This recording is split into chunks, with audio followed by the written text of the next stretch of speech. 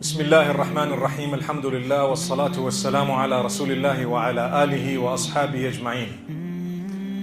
Once again, my beloved families, my brothers, my sisters, my elders, it brings me great joy to be here today officiating the nikah of my own daughter. This is the third of my daughters to be getting married, and we ask Allah always to take care of our children. And I'm sure when they asked me, how do you feel that your daughter's getting married? I said she's going from a good family to a good family.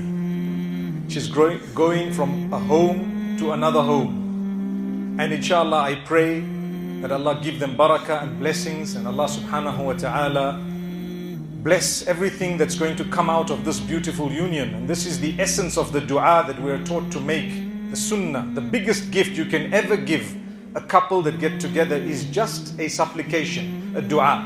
Barakallahu lakuma wa baraka alaykuma wa jama'a baynakuma fi khair.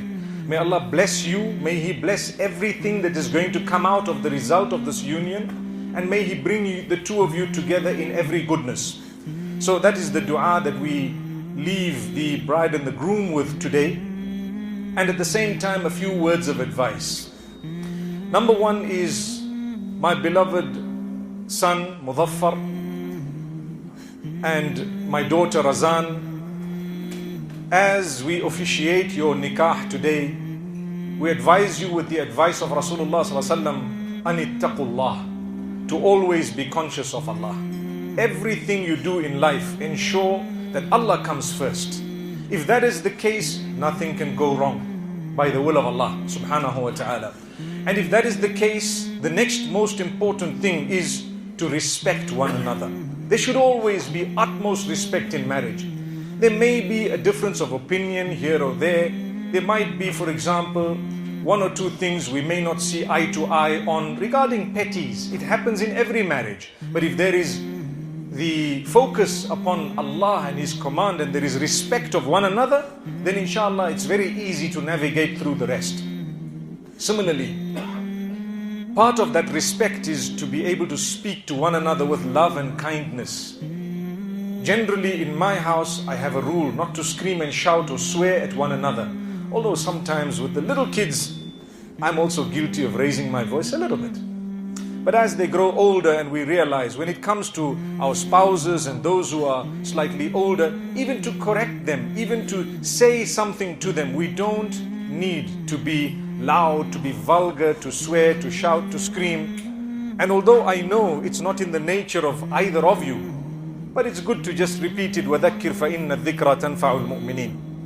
So, at the same time, we ask Allah subhanahu wa ta'ala to grant you guys guidance in a way that you make the best decisions always.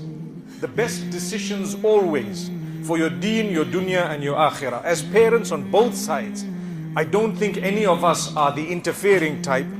We will probably leave you to navigate a lot of your lives. We will guide you from time to time. Don't take that as interference. We will probably suggest to you things.